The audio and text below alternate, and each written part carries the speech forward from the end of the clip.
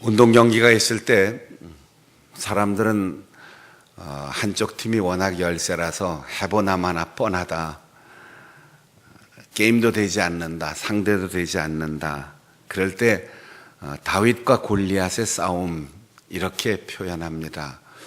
교회에 다니는 사람이든 다니지 않는 사람이든 워낙 유명하게 알려진 말이기 때문에 다윗과 골리앗의 싸움은 싸워보나 마나다, 누구든 예측할 수 있다, 상대가 되지 않는다, 그런 의미로 흔히 쓰입니다.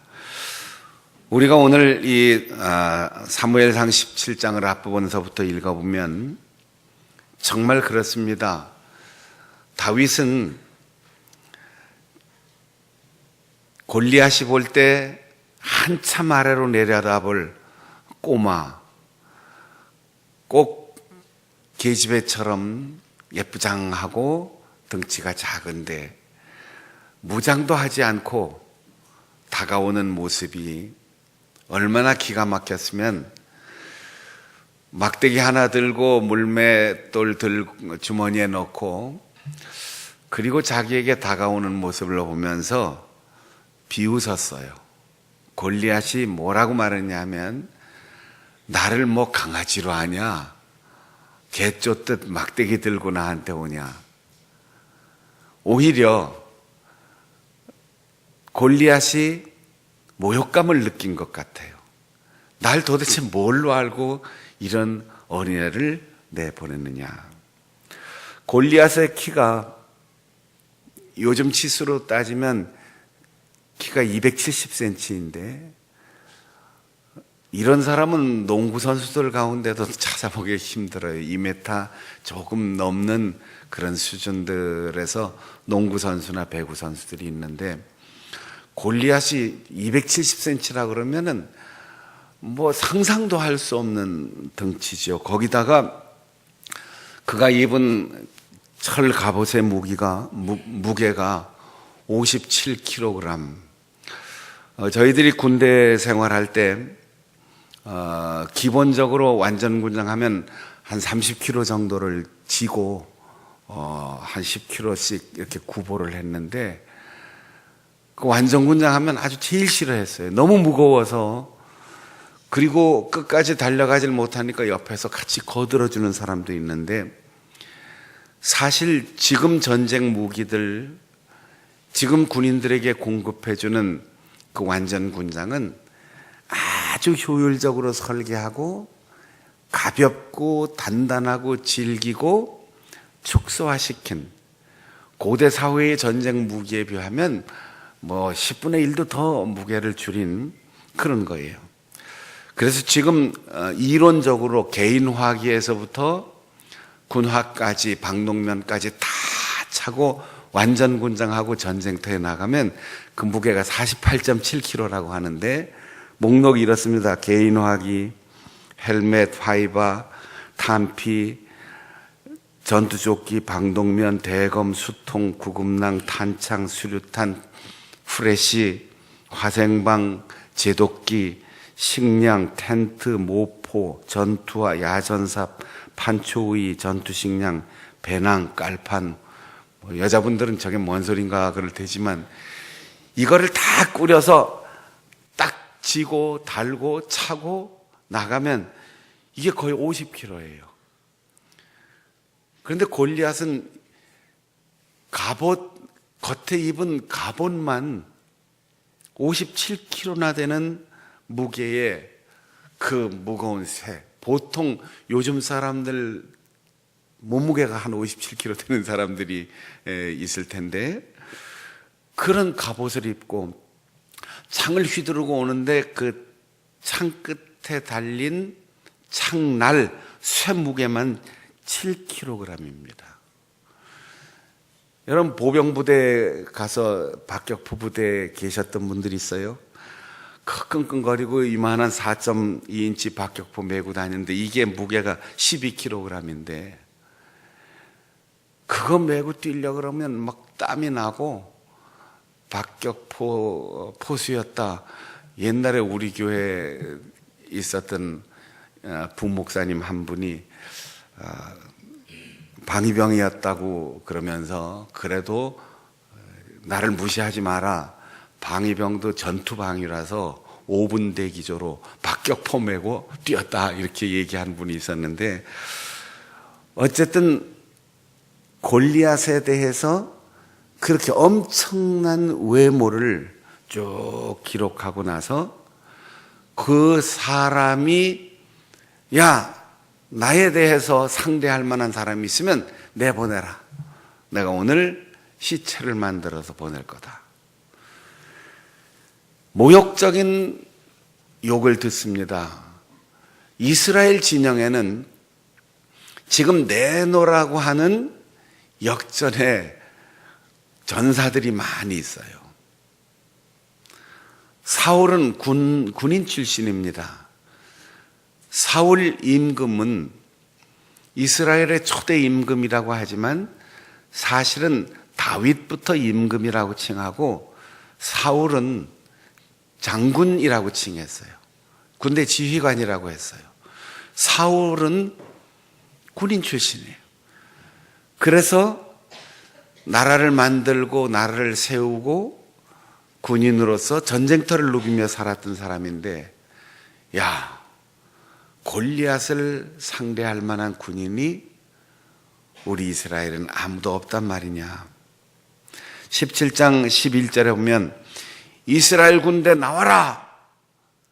이 말을 듣고 모든 이스라엘 군대와 백성들이 다 두려워했다고 했어요.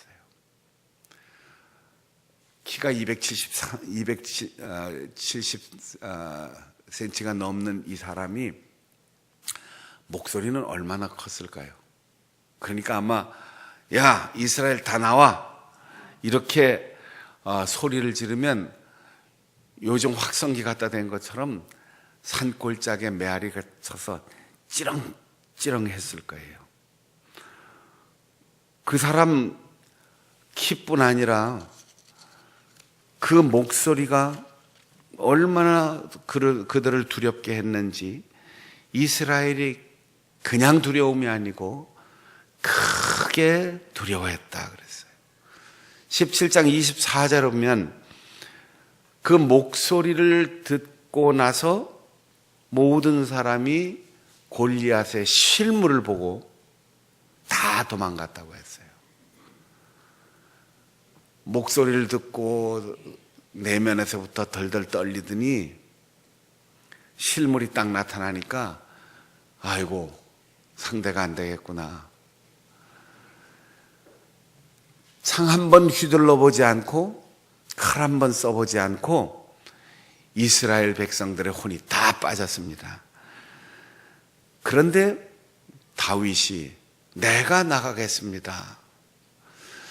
이 꼬마 아이가 나선 거지요. 사울은 혹시나 기대하는 마음에 그래, 기특도 하다. 다 두려워해서 다 도망가자고 하는데 네가 나가겠다고 하니까 야, 임금의 갑옷을 입고 임금의 칼을 들고 나가라. 그러면 사울 임금의 보호 장구를 다 주었는데 요즘 말로 하는 철모를 쓰니까 턱까지 다 덮고 옷을 입으니까 밑에 한 대여섯 번 접어야지 되고 소매는 철렁철렁하고 임금이 준 칼을 땅에 질질 끌리는데 도저히 이건 무기가 아니고 장애물인 거죠. 임금님, 저는 보호 장구가 필요 없습니다. 하나님이 나를 보호하십니다. 무기도 필요 없습니다. 하나님이 나를 훈련시켜 주신 나만의 무기가 있습니다. 여러분, 흉내내지 말고 핑계대지 말고 두려워하지 말고 하나님이 나에게 주신 나만의 무기가, 나만의 사명이, 나만의 기회가, 나만이 상대하고 감당해야 할 그 일이 무엇인지를 생각해 보십시오. 하나님은 똑같이 만들지 않으셨습니다. 우리가 살아가는 삶의 모습이 대략 거기서 거기인 것 같지만 하나님 앞에서는 나만의 독특한 사명이 있어요. 여러분 나름대로의 다 개성과 재능과 지혜가 있습니다. 다윗은 막대기 하나 들고 또 돌멩이를 날릴 수 있는 가죽과 천으로 만든 물매 하나 들고 거기에 날릴 돌멩이 5개를 개울가에 나가서 손수 골라서 주머니 속에 넣고 갑니다. 골리앗이 참 기가 막히다. 이스라엘에는 사람이 없냐? 이스라엘에는 무기가 없냐? 이스라엘은 전쟁 준비 아무것도 안 했냐? 저렇게 꼬마가 맨몸으로 돌멩이 몇 개 들고 막대기 들고 오는데 이게 애들 장난이냐? 여긴 전쟁터라고, 전쟁터. 여긴 유치원 놀이터가 아니야. 이러면서 내가 오늘 너를 모든 사람들이 보는 앞에서 혹독하게 창피를 주고 시체로 돌려보낼 거다. 이스라엘 사람들은 골리앗을 보고 골리앗의 말소리를 듣고 골리앗이 저주하는 내용을 듣고 다 두려워하고 모든 전의를 다 상실했어요. 어떠한 용기도 어떠한 지혜도 생각해내지 못했어요. 골리앗은 다윗을 보고 너희들이 강아지 쫓듯 막대기 든 아이를 내보내느냐 비웃었어요. 그런데 이 꼬마 다윗을 보십시오. 너는 칼과 단창을 가지고 나에게 오지만 사람들은 너의 신장과 너의 무기와 너의 큰 목소리를 보고 듣고 두려워하지만 나는 네가 비웃고 저주하는 만군의 하나님 여호와 그분의 이름을 가지고 간다. 우리나라 말로 번역할 때 이름 이러면 호칭이에요. 호칭. 박순영 그러면 박순영 목사를 부르는 이름에 불과한데 그 사람의 독특한 한 인격을 다른 사람과 구별하는 그 부름에 불과한데 히브리 말로 이름은 능력이란 뜻이에요. 권능이란 뜻이에요. 여러분 여호와 이름 그 하나님의 이름으로 이 400년 가까이 애굽에서 노예로 살던 이스라엘 백성들이 구원을 받았어요. 모세와 같은 위대한 지도자가 여호와라고 하는 이름을 만나는 순간 위대한 지도자가 되었어요. 날 때부터 한 번도 걸어보지 못했던 선천성 장애인이 나사렛 예수의 이름으로 일어나라라고 할 때 그의 발과 발목이 힘을 얻어 벌떡 일어나 걷기도 하고 뛰기도 하고 찬송했어요. 죄로 죽을 수밖에 없는 우리 인간의 어떠한 노력과 도덕적 선행으로도 이룰 수 없는 구원을 십자가에서 나를 위하여 죽으신 예수 그리스도의 이름을 믿어 구원을 받았어요. 그러므로 히브리 말에서의 이름은 그 부름의 대상의 인격이기도 하고 그가 가지고 있는 모든 능력이 그 이름 속에 담겨 있다는 뜻이에요. 그래서 이스라엘에서부터 이 동쪽으로 쭉 오는 이 갈레에 있는 사람들 인류학상으로 셈족이라고 하는데 셈이라고 하는 말이 이름이라는 뜻이에요. 그래서 이쪽 사람들은 종교적이고 이름을 소중하게 여기고 그 이름과 성을 그대로 물려가는 그런 문화를 가지고 있어요. 여호와의 이름은 능력, 곧 하나님의 권능을 의미합니다. 골리앗은 키를 믿고 나왔어요. 골리앗은 무기를 믿고 나왔어요. 골리앗은 사람을 내려다보고 큰 소리 쳤어요. 그러나 다윗은 골리앗보다 더 크신 하나님을 보았어요. 골리앗의 음성보다 더 위로와 용기를 주는 하나님의 거룩한 음성을 들었어요. 우리말에도 키 크면 싱겁다, 작은 고추가 맵다 그러는데 그래요. 신장과 용맹과는 아무 관계가 없습니다. 겉모습의 생김새와 그 사람의 알맹이의 가치는 상관관계가 없습니다. 다윗은 키가 작고 경험이 없고 그리고 아무에게도 인정받지 못한 어린애 같은 사람이었지만 하나님께서는 일찍이 그를 아시고 부르시고 그를 세우시고 오늘 전쟁터에 그를 보내시고 이스라엘 모든 사람 위에 가장 뛰어난 이름을 얻게 하였습니다. 사랑하는 여러분, 다윗처럼 하나님을 볼 수 있는 눈이 열릴 수 있기를 바랍니다. 제가 어릴 때 부흥회에 참석하면 부흥강사 목사님 부르는 노래가 있어요. 사람을 보며 세상을 보면 만족함이 없겠네. 나의 하나님 그분을 볼 때 나는 만족하겠네. 여호와 하나님 그분의 이름, 그분만으로 만족한다는 거예요.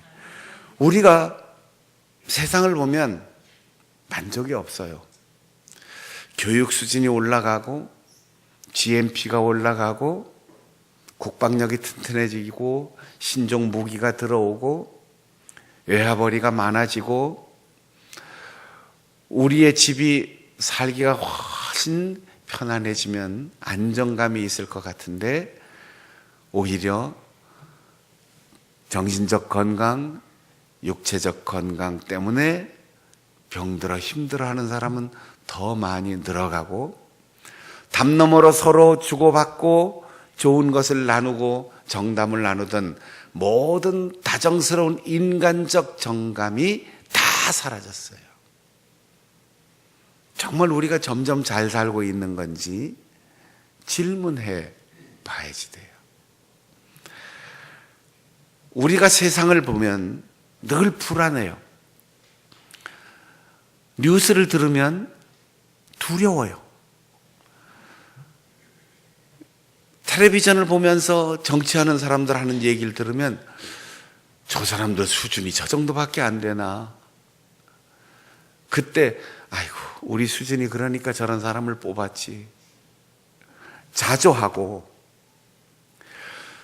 좀 탁월한 사람들 없을까? 이렇게 생각하는데 하나님이 쓰시는 사람이 필요하다는 거죠. 우리가 우리끼리 비교하면 그 사람이 그 사람이에요. 얼마나 더 낫고 얼마나 못하겠어요.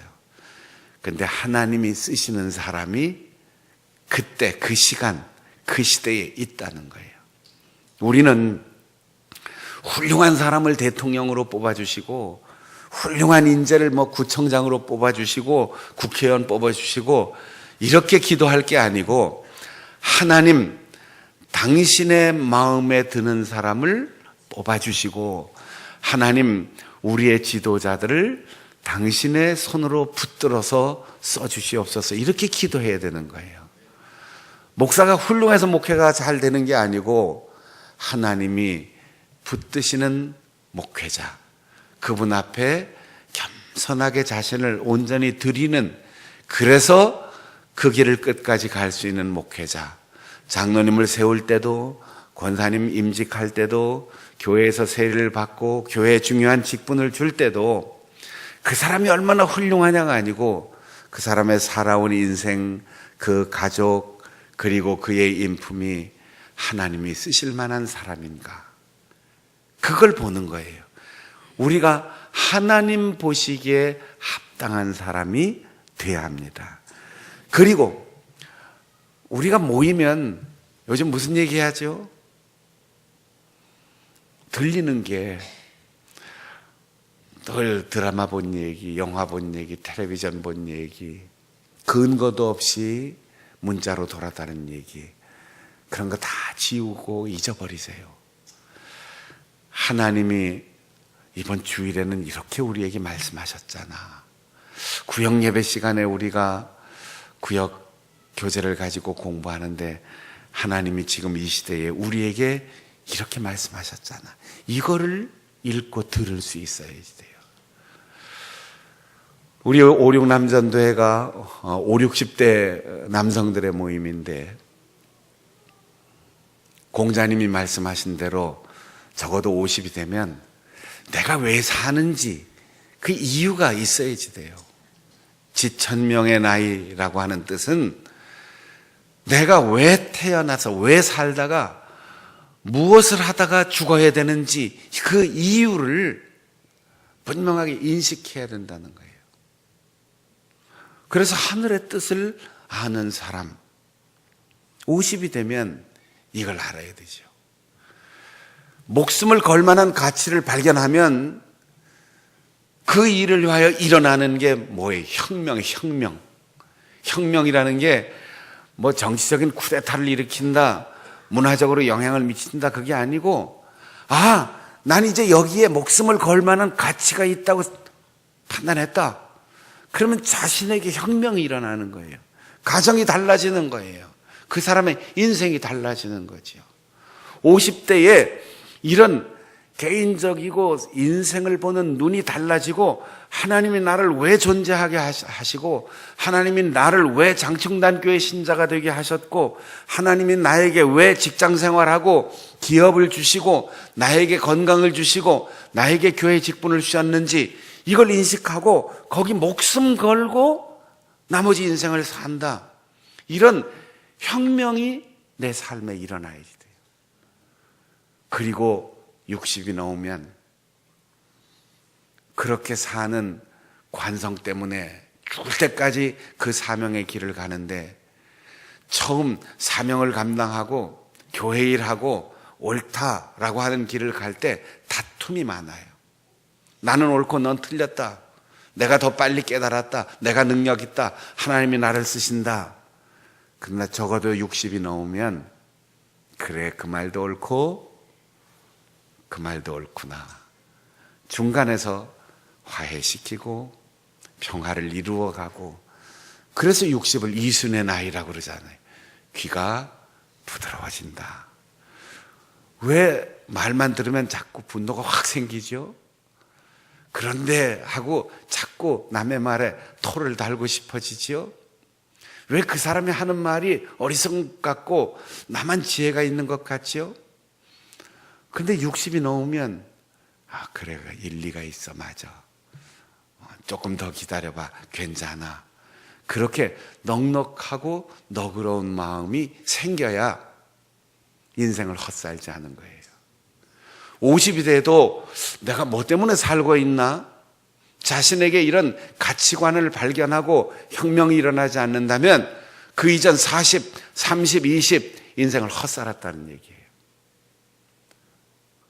환갑이 지난 나이에도 삐죽거리고 비난하고 핀잔하고 감정의 기복이 심하면 그 이전 인생을 잘못 살았다는 거예요. 하나님을 볼 줄 아는 눈이 열리고 하나님의 음성을 들을 수 있는 귀가 열리고, 그러면 다윗처럼 나는 그분의 이름으로 그분과 함께 간다. 270cm도 상관없고 57kg의 완전 무장도 난 상관없다. 돌멩이 5개를 골라가지만 돌멩이 하나면 충분하다. 골리앗의 완전 무장 아무리 해도 이마를 가리지 않은 이 빈틈으로 날아가는 돌멩이 하나면 끝난 거예요. 사랑하는 여러분, 우리의 인생에 이 한방, 누구처럼 대박을 노리고 벼락부자가 되려고 하는 한방이 아니고 하나님이 나를 쓰시려고 하는 그 기회에 내가 하겠습니다.